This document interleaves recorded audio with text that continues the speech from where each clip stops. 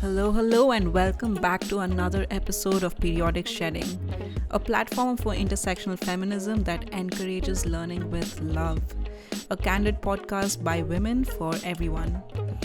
Today, we're going to talk about the checklist of life. How there's this pressure to keep moving forward, to check off another box on this imaginary checklist that sometimes you realize society has made for you and not so much yourself. For women, this is usually the pressure to get married, to have kids, to quote unquote settle down. I'm really excited for this episode, so without further ado, let's get started. Okay, let's start with Apurva. Tell us a little more about your life and the checklist of life and how you went about it. So, yes, this checklist of saying what is next has played a huge role in how I have shaped my decision making with my life and also how I have internalized it in a way that I look at my life in a certain way and my successes in a certain way. It's always been like a chase, right? When you're in your 10th grade, you're like, oh, okay, what are you going to do in your 12th grade? What are you going to do for your master's? And then, okay, when are you going to get married? Or if you're already married, when are you going to have kids? When you're going to have your second kid? How much marks is that kid scoring? Like, it's just always like that. And that's definitely played a huge part in my life. And I can give you an example where once I was working a few years ago and I had saved up a pretty good amount of money where I was like, oh, okay, I can buy myself a nice small 1 bedroom house.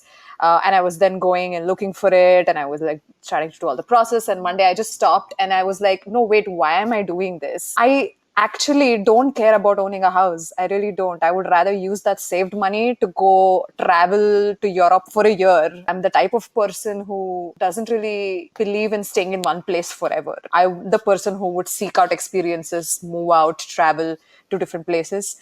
So I was like, no, actually, just having a piece of land and paying mortgage would not really make me happy, even though in societal standards, it seems like I'm settled. It seems like I have achieved this level of success by doing that. So after that introspection, I have stopped to think, wait, is it something I actually really want? I'll actually be happy with?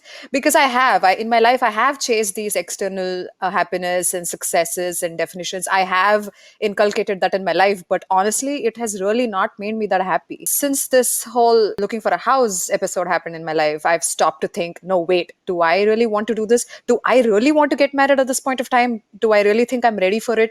Or am I just feeling bad that, everybody else is getting married? So it's, in a way, I think it's important for me to be conscious, to understand that I've been conditioned to think about it in this way. It's important to not just keep chasing the finish line, but to stop running, jog for a bit, and see and enjoy the greenery around you for a little bit. Yeah, from my experience, I think throughout my career is what I've seen it that way because I don't see like my career or education as only I only like one thing. I like multiple things, it's been very fluid. But I don't think people in general see it that way. Like it has never been about, my happiness or what I want to do. It's like just keep going and happiness will come to you, which is definitely not a logic that I understand. I think in order to work towards happiness, you need to practice it every day. I don't agree with that. And I think that's part of growing up when you realize it, that you were given false indications around it. When I wanted to do psychology, there were a lot of questions from people around me that where are you going to end up with this? Do you know there are not much of a career option if you think about this particular career? Because nobody around is really picking psychology as a career. So it like never made sense to me as to why should I be thinking of the next thing? Why can't people just believe in what I have or the purpose that I'm carrying with myself? Maybe that will end up being successful for me, get me happiness, and that's what I'm actually looking for. So I don't understand is this chase that we're trying to follow or this path that one successful person created, everyone should follow it and everyone will end up successful. So not true. My story, technically speaking, from age 13 to 23, those 10 years of my life that basically set me on a career path that I'm at right now. The story goes, I watched Kung Fu Panda when I was 13, and I've loved it so much that I always wanted to work on it. I went back, Googled it, saw that they're making more movies. I started working towards it, and age 23, I was working on Kung Fu Panda 3.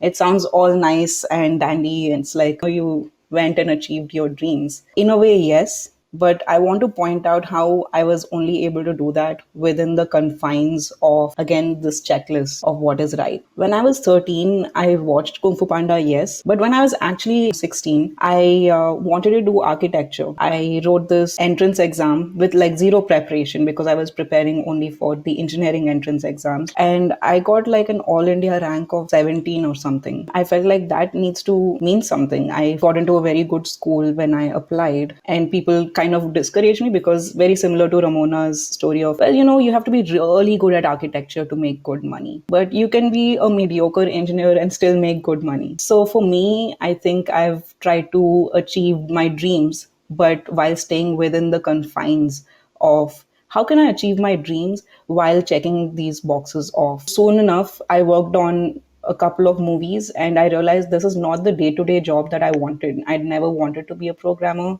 Ideally speaking, I would have gone into the art side of things, and it would have taken me way longer to ever get a chance to work on a Kung Fu Panda movie. So I'm still grateful for the journey. No matter how committed you are to your dreams, like Apurva said, it's so difficult to fight that system of checklist. And another example I have is after my first stint at DreamWorks, I applied for a few master's programs because I was like, let me try this out. At the time, I felt like that's not for me, but I got into a really good school. I got into Carnegie Mellon.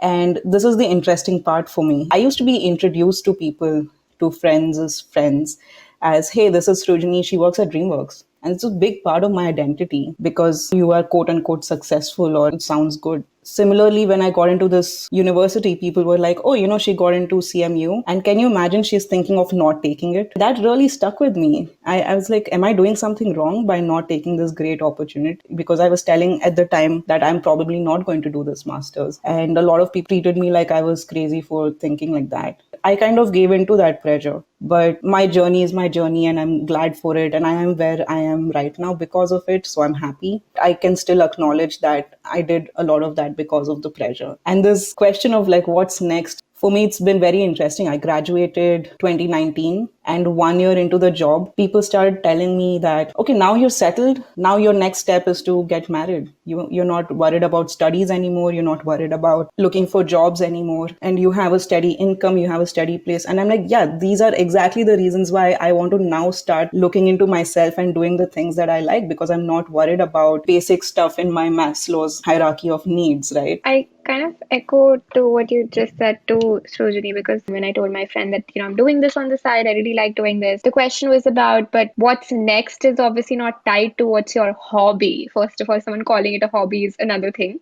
It's like, how is this tied to what you want to do? Or like, if you want to find another person to live your life with, how is this taking you to the search of that? Because especially what I'm doing, it is about solo people. So how is this even tied to you finding someone else? And I always wonder, like, are these the questions that people ask when, men decide to do multiple things, which are related to maybe, monetized effort? Are they also asked the same question that, but is this tied to you finding a suitable person for you? And honestly, it is, because, oh, if you're being that successful, you'll probably find a pretty good wife because you're doing these multiple things. But if I'm doing multiple things, how will I give this time to someone else? Like, another person will require undivided attention of mine. So it just flips how that makes someone more eligible, whereas this doesn't make me eligible. It actually is taking away that time that I should be spending on other people. I completely get that. I think overall, being ambitious somewhere, I feel like for women is restricted to a certain time in your life. That's it. There is an age factor related to it. Deep down, I'm like, okay, you're only allowed to be ambitious until 29 and 30. After that, none of your career efforts is going to mean anything until you have other X, Y, and Z in your life. Or no, that's not enough. You don't have that one thing. If you advance in your career, it's almost like, yeah, okay, that's great, but what's next about your life? Yeah, I've definitely had those kind of conversations where it's like, okay, great, yeah, you've done this. Now it's time for you to start a family. It's already too late. I'm like, who's keeping this timeline? Are you really telling me every woman in the world is following this? Is this some universally accepted protocol that I just didn't know about? Who made this? Do we naturally become less ambitious by the time we hit 30? Like this is Yeah, just and if you happening. actually think about it, by the time you're like 30, 35, or whatever, is when you actually settle down into your career, you have some direction as to where you're going to go, And I you have a know. point to make there because it takes longer for women to feel settled down in their career because of another aspect of women not always feeling comfortable at the workplace. So it takes us longer to find our voice, find our place in our workplace, and see that we can make great contribution and find our path. So it does take us longer once we've gotten into a job. There is more resistance for women to feel settled. And suddenly there's this pressure of like, you've had a full-time job, so now you need to start thinking about marriage. That phrase, you have to now start thinking, now it's time to start thinking about Yeah. marriage. For me, it again comes back to, do you think that I don't think about companionship when I'm working? Like I think about it. This is not a new concept to me, and it's not like I was not thinking about this till you brought it up. Again, is there like this perception that we don't think about our love life when we are working or when we are busy with other things like studies? Is I don't understand that. And to Ramona's question, do men get asked this question when they are like, I'm doing XYZ on the side, I'm trying to do this startup on the side, I have this hobby on the side, but really that's great, it'll attract more women towards you, kind of thing. Ooh, what a bachelor. Yeah, what an eligible Dun, bachelor. dun. I feel like men have this pressure of this checklist in a different way of, are you making good money? Do you have a good job? The pressure of getting a good job, I feel like, is so much higher for men that sometimes their whole identity is tied to it, is at least what I've observed. Obviously, not everyone, but for a large section, I think even men have this extra pressure of, you are not man enough if you are not doing a great job because you'll have to eventually provide for a family. That's just still stuck with us, even though we often see multiple income household. Going off of that, I think because of all this pressure, at least for me in my life, like just these external factors in your face all the time, you don't really focus on enjoying the small wins. I mean, your journey is still your journey. You have already done a lot of things to get here. It's not easy to get from A to B. You need to have direction. You will face rejections on the way, if it's job related or love related. Anywhere there are disappointments, things don't go your way all the time, but you still hold up, you still are hopeful, you achieve so many things. But because of that what next, I feel like we don't stop and think, no, there is a lot of good things, amazing things that you've achieved. And that's also something that I've learned very recently in my life, because even for me, because it's so internalized, that system, for so long I was like, that next point is what will give me validation. There is also like a subtle need for validation, that somebody else is like, yes, you're on the right path, almost giving up on my own sense of happiness or definition of what I call a milestone or success. But there are lots of small wins which I don't stop and celebrate, which I think right now slowly I'm like, no, there is a lot of things that we do and we should take a step back and appreciate that we've been through a lot. Even adapting to a new environment is tough usually, but you do all these things, which means you are capable of handling whatever the future has to give you. You should bet on yourself and have that confidence that, hey, you've come so far, you will be all right in the future. You don't have to chase something so consistently in order to be happy or feel successful. Yeah, I love what you said because I feel like I've always felt it in relation to someone else. As a kid, when people used to ask who's your role model, people used to come up with a role model for me. Kalpana Chawla should be your role model. And I don't know if I relate to it a lot. And why is the role model only career role model? Like, look at her because she's an astronaut. And like, how is she as a person? Why aren't we discussing that aspect? When I was a kid, female role models were role models because they were women who did something. Like, it's not because of like them as a person, but it was just like, oh, first woman to ever do this, that's your role model. First woman to ever do that. Like, they are your role model because they were the first to do something. And in a way, that's really inspiring, of course. But the male role models, on the other hand, you get more nuance. Like, oh, Abdul Kalam, because of his nuanced way of conducting himself, what did he do as an engineer? People really were interested past that one big achievement that he did. And I think that always struck to me is like people decided role models for me. It's like, look at that person. She's an engineer and she's earning this at the age of 25, 26. You should be that person. Again, why is it tied to money? Why is it tied to career? Because that's what everyone's chasing, right? At the end of the day.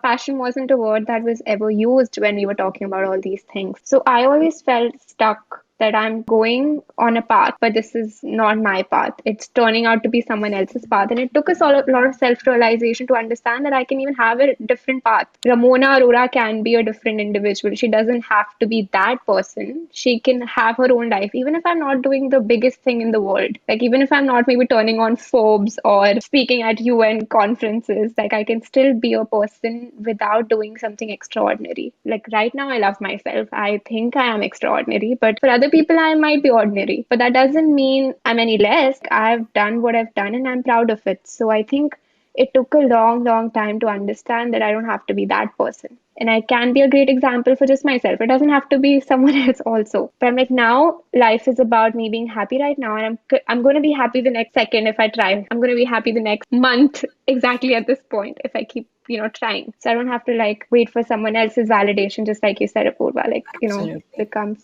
so much about that. I think that is just the most important thing, is to find a way to check in with yourself and seek validation from yourself. And a very empirical way of doing this is me checking back to my 16-year-old self. Suddenly, very recently, just like Ramona, I realized that I'm very proud of myself. I've done so much. And I've grown so much as a person that I felt like if 16-year-old me met me right now, I would be starstruck. I would be amazed by the kind of person that I am. And I would be like, wow, I'm so looking forward to becoming this woman. Settled is such a loaded word because it's associated to marriage. Like, people ask, why don't do you want to settle down, which actually is euphemism, or like another way of saying, do you want to get married? My mom and I had an interesting conversation, and she's amazing in this. She's always been very open minded and listens to my side of things. She said, I don't want to pressure you, but I really want you to be settled. I want you to be happy. And I realized that it's for me to assure my mom that I am settled, I am happy. If that's what she wants for me in life, she's done her job. She's put me on the right path. She's given me all the support and conditioning that I've needed to feel happy and settled. And I think parents tend to have this weight of a burden that, I need to make sure my kids happy. I need to make sure they have someone to be with once I'm gone. They want us to have that support system just like they were for us. We work hard towards this, and I feel settled career wise.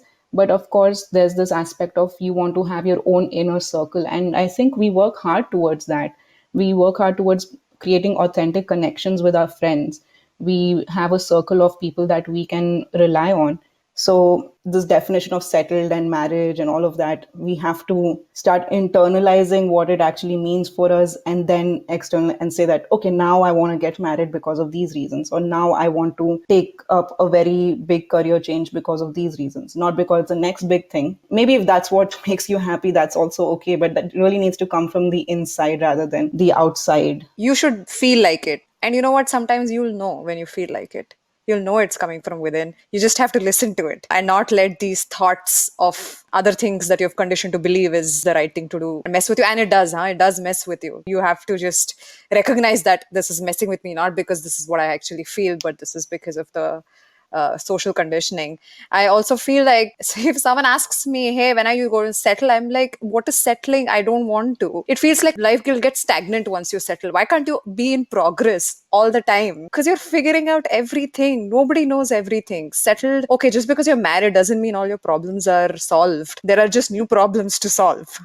That's it. Because you have so many things. It's not easy. Marriage is not easy. Balancing career with marriage is not easy. Kids, and there are lots of real life things. And if you genuinely don't feel ready for it, you should not go for it. But in the end, I feel like it should be, as long as you're evolving, you should know that every year you are growing. You are already progressing. I should be like, are you evolving in your life? Because settle just means you're just stagnant. When I started self-realizing this factor of what's coming next, I often looked at other people who are in the chase. Like, we all know people around us who are following that chase. And I so often feel scared that if we don't live in the moment and, take that moment to think where we are at this particular moment and enjoy it, then we might just keep going forward. But we'll have one of those days in our life when we'll look back and we'll be like, we lost that moment when it was actually what we exactly wanted, just what we wanted, not what someone else wanted. This episode definitely is like really important. I hope it makes people think about this for a second.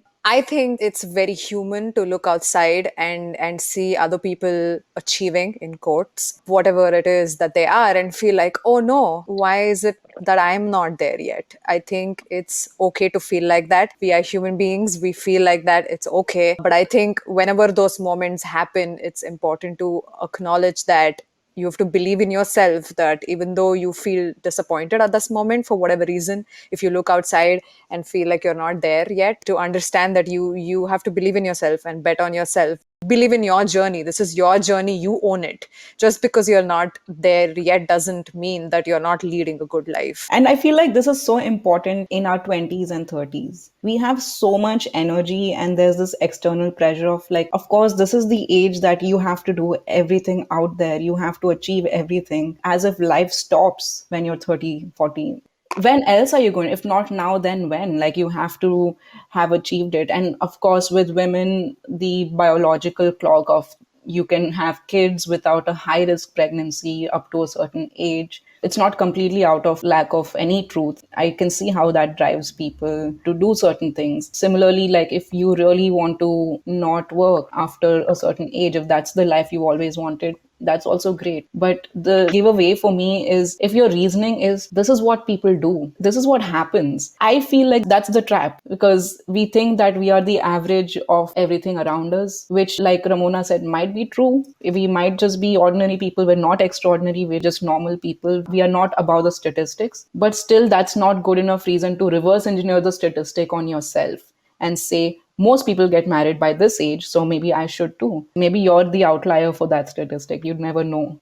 There is some amount of self actualization that we as humans are always going to go after. The spoiler alert is that even when you reach that success, you're not going to feel happy unless you learn to do this thing we talked about, which is stopping and appreciating where you are in life. The other spoiler alert is, everywhere in life, at every point in life, you have the opportunity to stop and say, this is it. This is the settled version of me.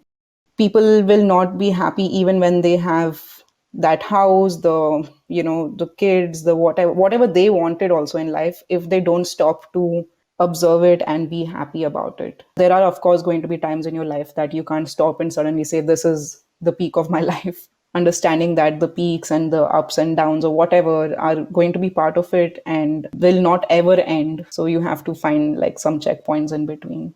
Do you guys have things that make you feel like you're secure and settled? I think for me, it's really about the balance that makes me feel secure, because, like, we're talking about living in the moment right now, right? And there's so much that is dependent in some ways on what's your financial situation in some ways, because it's not like if you're completely in debt or you've no money at all, you can like happily live in the moment, because you need some sort of financial sustenance, which unfortunately is a realization I had very late in my life. Just the whole idea of investing in my career or for my professional and personal development, and even investing in the future, is what actually makes me feel secure. Like, there are things that I do just for myself, which are actually investing in my personal development, which also make me happy. Sometimes living in the moment actually does mean that you invest even in things that make you feel secure. So whatever it is, take that course or take whatever you want just to, feel more stable. But don't forget to enjoy that moment. Like, you don't have to suffer in order to be like, okay, I'll just like suffer right now. I'll do all of the things that I need to do. And then in the future, I know the suffering will go away. I don't think the suffering ever goes away. You just you build some sort of resilience around it, and it just keeps building up. So that's sort of my 2 cents into it, is like, figure out a balance. Like, nobody's perfectly balanced, but you need to realize that there's a balance. I feel like most of the times people don't even realize there should be a balance. I'm going to do everything I can to just get that one job after grad school. Defining what balance means for you is different, right? I feel like, again, that's the external idea of a balanced life is you have a relationship, you have a good job, you have health and all of that. And define what you need as a person right now for that balance, because maybe you have everything you need from a financial perspective 1 year, and 1 year you don't, so you have to work extra hard towards just the financial aspect of things, and that's what will bring things back into balance for you. this is what I feel like I also aim towards, is like balance in my life. And I feel like I need hobbies, I need my art, I need this podcast, I need to be able to put out women's voices, stories that don't usually get spoken about out there. And that gives me joy and that gives me balance. And again, for someone else to hear that, it will not make any sense at all that this is what's giving me balance. But this is what felt most lacking for me this year. I felt like I wasn't tapping into my creative side. So I needed to work more towards it. It's hard for anyone else to understand what brings you balance. I think you need to know what your balance is and work towards it without apologizing. I think it's not easy to totally forgive yourself if you find yourself out of balance or working towards something that's not helping you. But as soon as you realize it, you can start working again, bringing it back to this is what I really want. Even if you don't have a good way to figure out this is what I need for balance, the things that you're attracted to on social media, you're attracted to maybe a travel blogger, you're attracted to a photographer, an artist, or whatever. It's because part of that exists in you already that you want to nurture. Maybe you want to do these things. And this is a nice hack when you see what are you attracted to, what do you try to live vicariously through. I've realized that because I speak to someone and they find something so attractive on social media or something that their friend did, that I'm like, it's not objectively attractive to me. I wouldn't care about buying a house and flipping it, but great that you find that interesting, so maybe you should try it. Financial independence, I think I tell all my younger cousins, if it's boy, girl, or however they want to identify themselves, it doesn't matter. I think financial independence is extremely, extremely vital to be able to support yourself financially for the most basic things. You can get as ambitious as you want with it, but always making sure that you are independent in that way, I think, is more important to me than even actually getting married. It's okay to want those external pleasures of getting that promotion, getting that good master's degree from a huge college to be on your resume. And it's okay to have all that as long as I feel that external system is balanced with your internal system, which is what is making you happy. For example, when I came here, I tried to get a job that I like. When I was in India, I was not doing something that I really liked. I was doing it mainly because it made me settled or secured, that it was giving me a stable income. But I thought it's okay to compromise what you like because you're getting stable money and you're getting security in terms of job. But when I came here, I was like, no, you can actually have a job that you really like. My internal happiness also can be validated along with the external systems of, okay, working in a company, a huge good company, or having that, getting that promotion, but getting that promotion in a line that I really want, that subject that I really want to do, or something that's close to my heart, because that I'm giving every day of my, I'm putting it out there. I'm working for hours together, spending so much time of my life and my energy. Amazing. It really is. I think that's very well put. Like, you can't completely depend on external validation for your happiness, which I think we are trained to do. You're extremely applauded, at least for me, for your external achievements. Like, I was showered with a lot of compliments and praises because I used to do well in school as a kid. And so I felt like I need to continue doing that. So it was a little hard to unlearn that that's not the only source of feeling like you're doing well. I know one of the things that I initially felt was that as a kid, you're often made to feel rebellious for thinking something different than what the norm is. Figuring out what you feel passionate about and what you want from your life is important. And knowing that you're not alone in wanting this life for yourself is also important. Just be you and know that you will find people who are like you or who understand you. Yeah, and that you are enough. We are always told that there's something else you need to do to be enough, to get there. But where you are right now is enough.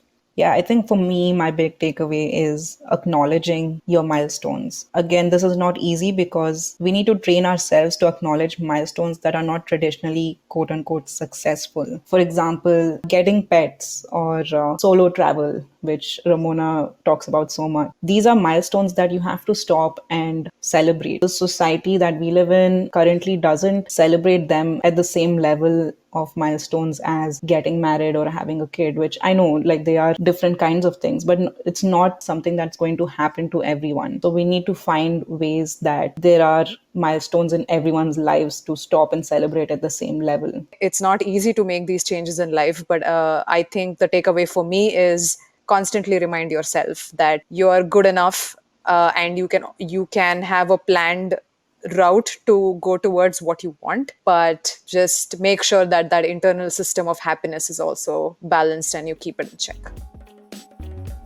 And that's it for our third episode, The Checklist of Life. I hope it helped you take a minute to reflect on your own path. Follow us at Periodic Shedding on Instagram. We now have a mailing list. I'm super excited about that. You can make sure you never miss a new episode and watch out for any new announcements we may have. See you next time.